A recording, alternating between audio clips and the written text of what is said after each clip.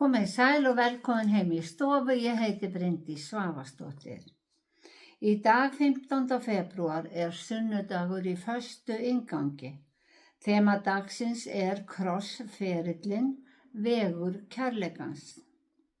Í lexíunni skrifar Amos að Guðs vilji ekki sýndar tilbeiðslu. Réttvísi skal streyma fram sem vatn og réttlæti sem sírennandi lækur. Í pistlunum skrifar Páll að hann sé boðberi fagnaðarerindisins, þó í fjötrum sé. Og í Guðspjallinu segir Jesús, hvað stoðar það manninn að eignast allan heiminn en glata sálu sinni. En við skulum byrja þessa stund eins og alltaf á að signa okkur. Í nafni Guðs, Föður, Sonar og Heilags Anda. Amen. Ritningarlestrarnir eru frekar stuttir svo ég ætla að lesa þá. En fyrst er það lexían úr Gamla testamentinu sem spámaðurinn Amos skrifar. Ég hata, ég fyrirlít hátíðir ykkar. Ég hef enga ánægju af samkomum ykkar. Jafnvel þótt þið færi mér brennifórnir og kornfórnir, lít ég ekki við þeim. Né heldur matfórnum ykkar af ali kálfum. Burt með glamur sálma þinna sem er aðeins hávaði. Ég vil ekki heyra hörpuleik þinn. Réttvísi skal streyma fram sem vatn og réttlæti sem sírennandi lækur. Þannig hljóðar hið heilaga orð.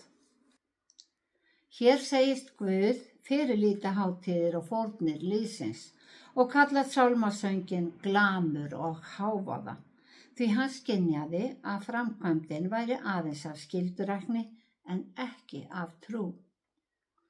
Við blekkjum ekki drottinn Guð sem sér hvað býr í hjörtum okkar og einmitt þess vegna skiptir réttur boðskapur miklu máli. Og Jesús myndi fræðimennina meðal annars á orð Hósea spámanns að Guð vildi miskunnsemi og Guðs þekkingu fremur en fórnir. Í pistlinum skrifar Páll postuli, verið þannig árvökul og stöðug í bæn fyrir öllum heilugum. Biðjið fyrir mér að mér verði gefin orð að mæla, þá er ég lík upp mönni mínum, til þess að ég kunngjöri með djörfung leyndardóm fagnaðar erindisins. Boðberi þess er ég í fjötrum mínum. Biðjið að ég geti flutt það með djörfung eins og mér ber að tala. Þannig hljóðar hið heilaga orð. Já, Páll bað djörfung til að flytja fagnaðarerindið, það er góðu fréttirnar. Á þessum tíma voru menn fullir tortryggni gagnvart hinum nýja boðskap og trúboðar voru ofsóttir eða í fangelsi eins og Páll þegar hann skrifar þetta bréf. Hann var boðberi í fjötrum. En Páll lét það ekki stoppa sig, boðskapurinn skyldi berast út og enn er nauðsynlegt að biðja fyrir boðun orðsins. Biðja þess að orð Guðs sé boðað af djörfung, að menn þori að segja sannleikann, svo að sannleikurinn geti frelsa fólk. Það þarf að láta fólk vita að það þarf að taka ákvörðun. Játa trúna af hug og hjarta fyrir Guði. Já, fyrir Guði. Það nægir ekki að hugsa að Guð hljóti að vita að við trúum á hann. Við þurfum að láta hann vita að við höfum valið hann sem okkar Guð. Guðspjallið í dag er úr Markúsi 8. kafla og hljóðar svo. Þá tók Jesús að kenna þeim. Mannssonurinn á margt að líða, öldungarnir, æðstuprestarnir og fræðimennirnir munu útskúfa honum. Menn munu lífláta hann, en hann mun rísa upp eftir 3 daga. Þetta sagði Jesús berum orðum, en Pétur tók hann á einmæli og fór að átelja hann. Jesús sneri sér við, leit til lærisveina sinna, ávítaði Pétur og sagði: Vík frá mér, Satan. Eigi hugsar þú það sem Guðs heldur það sem manna Og Jesús kallaði til sín mannfjöldan ásamt lærisveinum sínum og sagði: Hver sem vill fylgja mér, afneiti sjálfan sér, taki krossinn og fylgi mér. Því að hver sem vill bjarga lífi sínu mun týna því. En hver sem týnir lífi sínu vegna mín og fagnaðar erindisins mun bjarga því. Hvað stoðar það mannin að eignast allan heiminn en glata sálu sinni? Eða hvað gæti maður látið til endurgjalds fyrir sálu sína? Þegar mannssonurinn kemur í dýrð föður síns með heilögum englum, mun hann blygðast sín fyrir hvern þann sem blygðast sín fyrir mig hjá þessari ótrúu og syndugu kynslóð. Þannig hljóðar hið heilaga Guðspjall. Já, þemað í dag krossferillinn, vegur kærleikans. Pétur vildi ekki alveg samþykkja þessa hugmynd að Jesús þyrfti að þjást og deyja. Það var í mótsögn við hans hugmynd Messías, hinn smurða sendiboða frá Guði. En Jesús sagði við Pétur: Vík frá mér, Satan. Samt var Pétur sá sem Jesús bað síðar að vera höfuð kirkjunnar. Ver hirðir sauða minna. En hér kallaði Jesús hann Satan. Það var ekki vegna þess að Pétur hafi svikið hann, heldur vegna þess að Pétur talaði eins og Satan hefði talað. En helsta markmið hins illa að fá menn til að óhlýðnast Guði og ganga breiða veginn eða auðveldustu leiðina sem liggur oft til glötunar, eins og Jesús orðaði það. Jesús kallaði síðan til sín mannfjöldan og sagði: Hver sem vill fylgja mér, afneiti sjálfum sér, taki krossinn og fylgi mér. Að fylgja Jesú, að feta í hans fótspor, gat þýtt að þurfa að reyna það sama og hann. Það að vera hættur fyrir trú sína, útskúfaður, hrakinn og þjáður og jafnvel líflátinn. Í lífsbaráttunni það megin tilgangur allra manna að setja sig og sína í fyrsta sæti. Lífshvötin sterk og menn vinna að því á allan hátt að bjarga lífi sínu. Reyna að lifa í þægindum og safna til mögru áranna. En Jesús sagði: Hver sem týnir lífi sínu vegna mín og fagnaðar erindisins mun bjarga því, það að segja lífi sínu. Nútíma túlkun á þessum orðum væri að hver sem ákveður að snúa frá sínu fyrra lífi og fylgja orði Guðs mun bjarga lífi sínu, því að með trúnni mun hann eiga stað í ríki Guðs.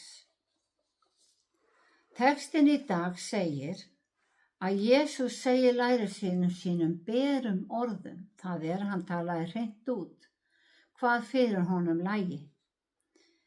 Þjáning, höfnun, dauði og upprisa 3 dögum síðar.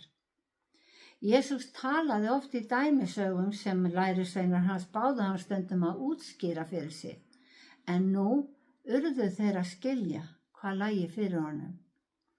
Leiðin lá á krossinn þar sem hann myndi fórna lífi sínu fyrir mennina. Og leiðin að krossinum vegur kærleikans. Hann var hinn fullkomna fórn, hið lífdalausa lamb, deyddur saklaus af ásökunum guðlast. Honum var fórnað af leiðtogum gyðinga. En það var Kæfas sem hafði gefið gyðingum það ráð að betra væri að einn maður dæi fyrir lýðinn en að öll þjóðin tortímdist. Gyðingar töldu sig bjarga þjóð Guðs með því að fórna Jesú sem villutrúarmanni. En með þessari fórn varð hann frelsari heimsins. Hann bjargaði lýðnum frá tortímingu. Jesús talaði oft sig í 3. persónu sem mannssoninn. Hann gat ekki fórnað sér fyrir mannkynið sem Guð. Hann varð að taka á sig mannsmynd með öllu því sem fylgir að vera maður, eins og að finna til hungurs, þreytu, verkja og hafa mannlegar tilfinningar. Og við höfum til dæmis dæmi að hann hafi sýnt óþolinmæði og reiði, en kærleikurinn vék aldrei frá honum. Þegar hann var handtekinn í grasagarðinum sagði hann: ef þér leitið mín, þá lofið þessum að fara. Símon Pétur hafði sverð og hjó til þjóns æðsta prestsins. En Jesús sagði við Pétur: sting sverðinu í slíðrið, á ég ekki að drekka kaleikinn sem Faðirinn hefur fengið mér. Jesús fylgdi ferlinu sem spámenn Guðs höfðu sagt fyrir.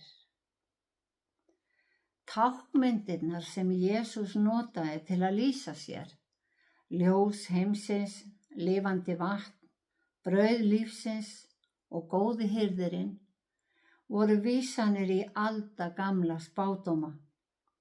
Jesaja hafði skrifað: við fórum allir villir vega sem sauðir, stefndum hver sína leið, en Drottinn lét misgjörð okkar allra koma niður á honum.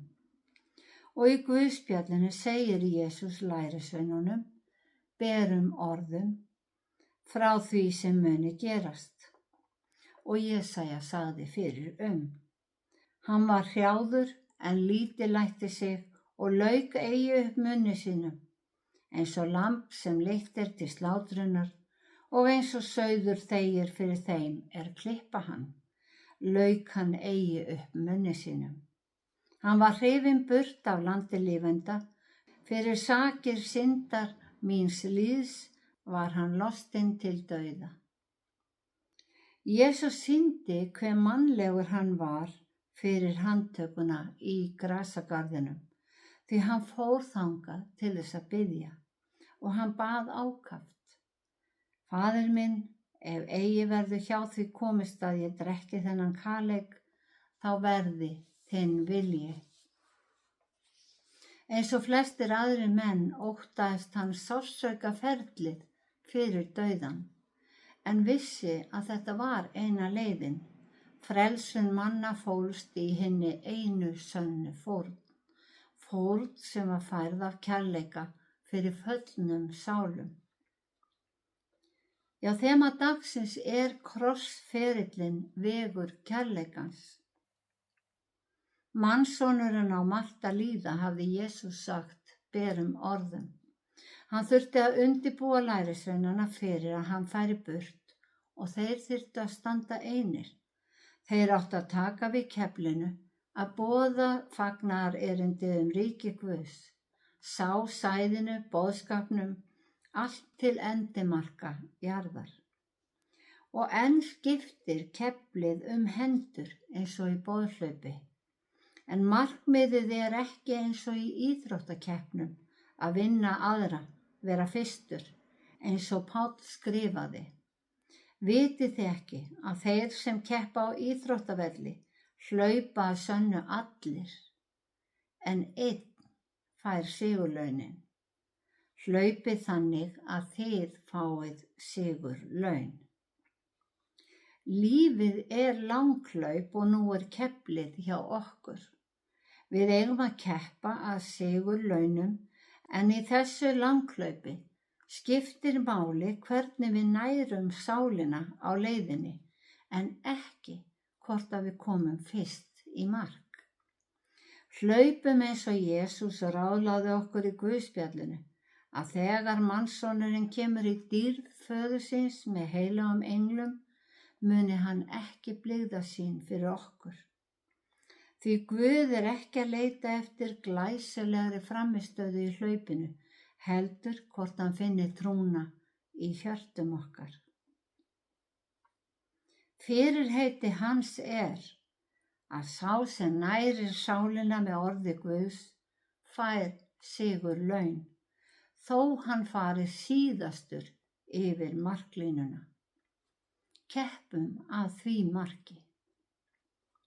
Drottinn blessi þig og varveiti þig, Drottinn láti sína ásjónu lýsa yfir þig og sé þig náðugur, Drottinn upplyfti sínu augliti yfir þig og gefi þig frið.